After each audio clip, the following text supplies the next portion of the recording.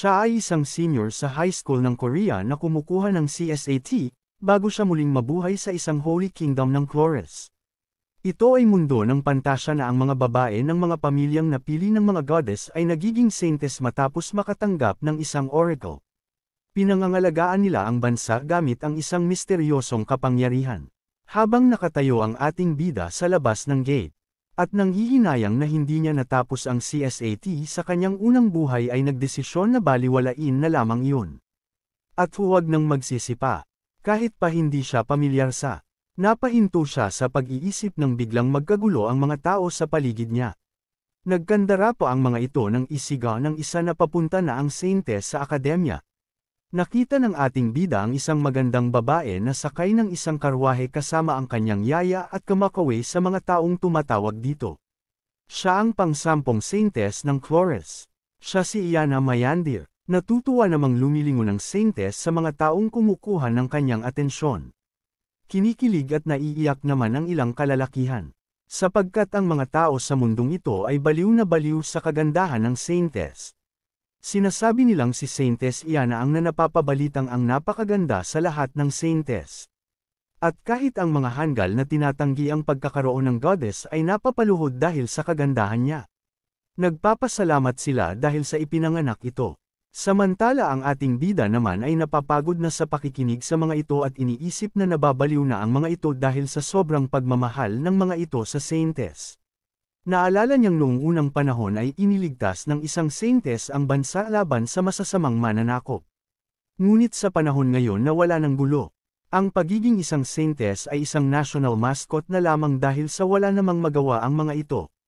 Nagpatuloy sa paggulo ang mga fans ng saintes sa kanya habang pinapapantasyahan ang angking kagandahan nito. Kaya't hindi na lamang ito pinansin ng ating bida at tumalikod na upang pumasok sa gate ng kanyang paaralan. Pumasok ang bida sa gate ng Flores Academy upang magkaroon ng desenting trabaho pagkatapos niyang mag-aral dito. Ito ay isang paaralan kung saan ang lahat ng mayayaman at mga anak ng mga ito ay nagtitipon para mag-aral. Ayaw niyang kunin ang atensyon ng mga tao kaya gusto niya na lamang maging isang civil servant at mamuhay ng payapa pagkatapos niyang mag-aral rito. Determinado rin siyang maging top student ng eskwelahang ito sa 3 taon niyang pag-aaral rito. Dahil ito ay pangarap na bihira lamang na natutupad sa isang taong tulad niya na mahirap lamang. Nagulat si Dana nang malamang hindi pa tapos sa paggawa ang kanilang dormitoryo. At nangangamba kung saan siya titira habang ang kanilang dormitoryo ay ginagawa pa lamang. Agad naman na ipinaliwanag ng tauhan na ang kanilang dormitoryo ay nasira noong nakaraang taon lamang dahil sa isang magic practice at hindi pa tapos ayusin.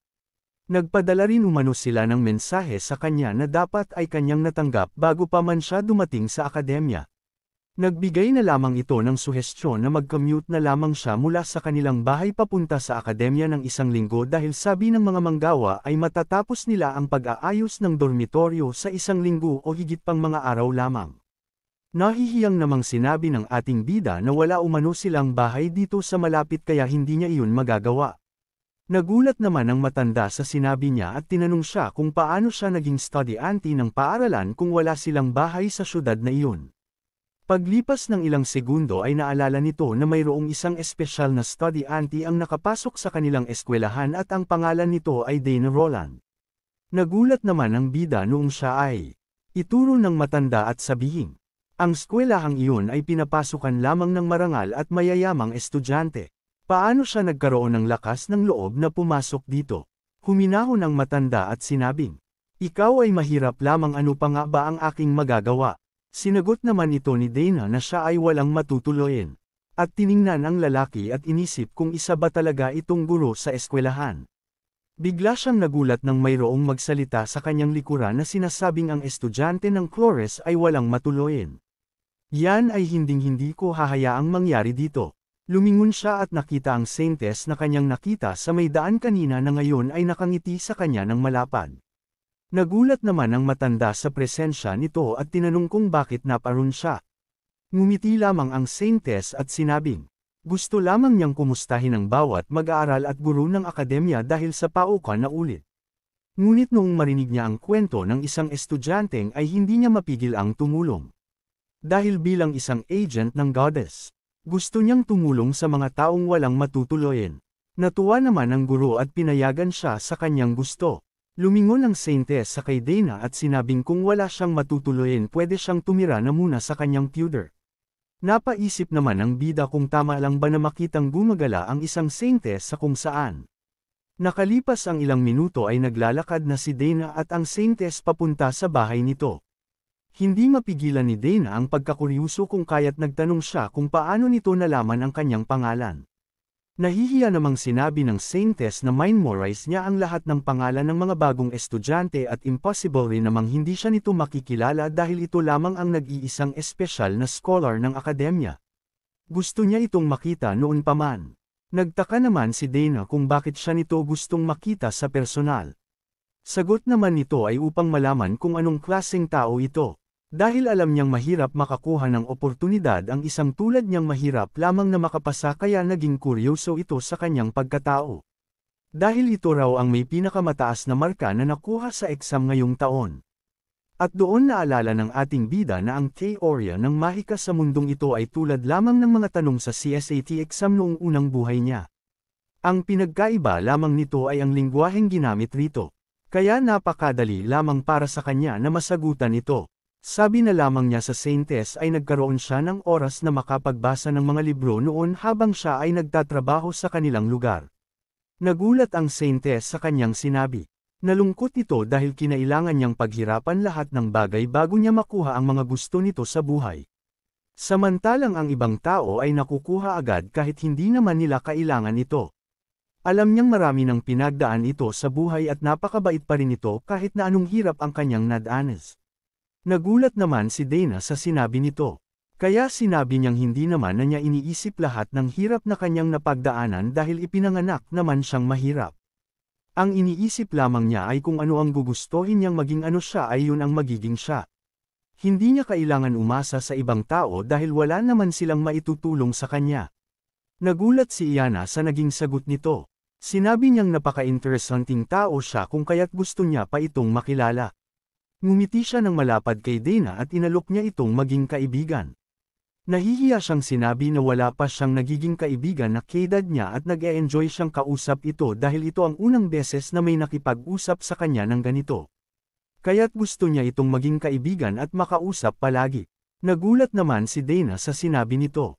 At inisip na, ang Saintess ang may pinamataas na ranggo sa trono at gusto nitong makipagkaibigan sa kanya. Inisip niya kung magiging maayos ba kung makipagkaibigan siya rito o hindi. Dahil masyado itong mataas para sa kanya. At naisip na baka kapag naging kaibigan niya ito ay pwede siya nitong bigyan ng trabaho pagkatapos niyang mag-aral sa akademya. Naputol ang kanyang pag-iisip nang tanungin siya ng Saintess kung ano ang kanyang iniisip. At nang makapagdesisyon siya ay sinabi ng bida na, patawad hindi ko kailangan ng kaibigan. Nagulat ang Saintess sa sinabi niya at ilang minutong natulala rito. Napatanong sa bigla ang Saintess kung bakit ayaw siya nitong maging kaibigan.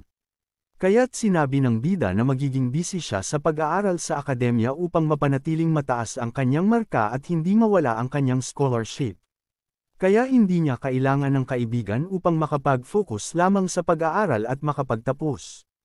Inisip niyang kapag naging malapit siya sa isang mayaman ay mapapagod lamang siya. Bigla namang nagbago ang aura ng Saintess nang marinig ang kanyang sinabi. Nagulat naman ang bida nang maramdaman ang nakakatakot nitong aura. Kaya tinawag niya ito upang kunin ang atensyon nito. Bigla namang tumalikod ang Saintess at sinabing, baka naging masyadong minipin siya kaya ito ang naging sagot nito. Gusto lamang niyang makilala si Miss Dana ng lubos kaya dadahan-dahanin niya na lamang ito at sigurado siya na sa huli ay papayag rin ito na maging kaibigan siya. At kahit hindi ito pumayag ay wala naman itong magagawa dahil titira silang dalawa sa iisang bubong. Ngumiti ang Saintess matapos sabihin ito. Excited na itinuro ng Saintess ang templo sa tapat at sinabing sa templong iyon siya nakatira at doon rin nagdadasal para sa goddess. Kinagabihan, nasa pinto ang Saintess na nagpapaalam sa ating bida na may ngiti kasama ang kanyang tagapag-alaga upang ito ay makapagpahinga. Naiwan namang mag-isa si Dana sa kwarto na nakapaupo sa kama at iniisip na ang Saintess ay madaling pakisamahan. Ang taong may mataas na rangko sa kanilang bansa ay mukhang wala lamang pakialam sa mga bagay-bagay. At kapag naging malapit siya sa Saintes ay tiyak na maraming magagandang bagay ang darating sa kanyang buhay. Ngunit ayaw niyang abusuhin ang kabaitang ibinibigay nito sa kanya. Sa kabilang banda napasigaw naman ang tagapag-alaga ng Saintes sa kanya noong malaman na gusto nitong makipagkaibigan kay Miss Dana. Tinanong nito kung ano nga ba talaga ang iniisip nito. Napangiti ang Saintes at sinabi na. Sinabi niya lamang ito rito ngunit wala talaga siyang balak na maging malapit sa isang mahirap na katulad niya. Matino pa naman ang kanyang isip at wala siyang balak na maging malapit sa isang mahirap na tulad ni Dana. Nagulat si Finn at sinabing inaasahan niya ito na hindi totoong gusto nitong makipagkaibigan kay Dana. Ngunit bakit niya hinayaan na makituloy ito sa kanila? Sagot naman ng Saintes ay importanteng maayos ang reputasyon niya bilang Saintes. Ang Saintes na maawin sa mga taong mahihirap, ay magiging isang maganda sa publiko. At ang mahirap na batang iyon, sino nga ba siya sa tingin niya? Sabi ng Saintes habang may galit sa kanyang mga mata. Siya lamang ang nag-iisang tao na hindi nahulog sa kanyang kagandahan. Nagkatinginan sila kanina sa may labas ng gate ng akademya ngunit wala lamang itong pakialam sa kanya. Ang ibang tao ay nagkakandara pa sa kanya lagi kapag nakakatanggap ng fan service sa kanya. Ngunit si Dana ay tumalikod lamang kanina sa kanya na para bang wala lang ito sa kanya. At noong nag-uusap sila ni Dana kanina ay ilang beses niyang ginamit ang Saints Victory Pose ngunit wala itong epekto sa kanya. Galit na galit ang Saintes dahil dito, at inisip na paparusahan ito balang araw. Sabi naman ng tagapag-alaga na nagiging masigasig umano ang Saintes ngayon na noon ay hindi naman. At nagmukuko rin itong tunay na santo. Napahawak naman ang Saintes sa kanyang ulo at sinabing, oo naman nagmumukha akong santo dahil sa tinggap ko itong taya na ito. Pumasok ito sa loob ng banyo upang maligo. Kinaumagahan sa templo ng Clores. Naglalakad ang ating bida habang naghihikab palabas upang pumasok sa kanyang paaralan. Nang bigla siyang makarinig ng sigaw. Paglingon niya ay napansin niyang nanggaling ang sigaw sa kwarto kung nasaan ang Saintes ay tumutuloy. Kaya bigla niyang inisip na baka mayroong mga asasin na pumunta dito upang patayin ang Saintes. Dahil alam niyang mayroong mga taong gustong patayin ang isang Saintes, inisip niya kung kailangan ba niyang makialam dito o hindi na. Dahil isa namang makapangyarihan ang Saintes ay sigurado siyang makakaligtas ito sa anumang delubyong nangyayari rito. Akma sana siyang tatalikod na at papasok sa paaralan nang bigla niyang maalala ang pagiging mabait nito sa kanya kahapon. Kaya tumakbo siya papunta sa kwarto nito at agad na binuksan ang pinto habang sumisigaw kung ayos lang ba ito. Nagustuhan ba ninyo ang recap na ito? Huwag kayong maiyang e-comment ang inyong sagot at mga suggestions. Mag-suggest na rin kayo ng mga susunod kong i-recap na mas gusto ninyo. Huwag po nating kalimutang i-like at i-share ang video na ito. Huwag rin kalimutang mag-subscribe sa ating YouTube channel upang kayo ay updated sa mga susunod nating videos. Salamat! At sana nag-enjoy kayo sa panunood nitong video.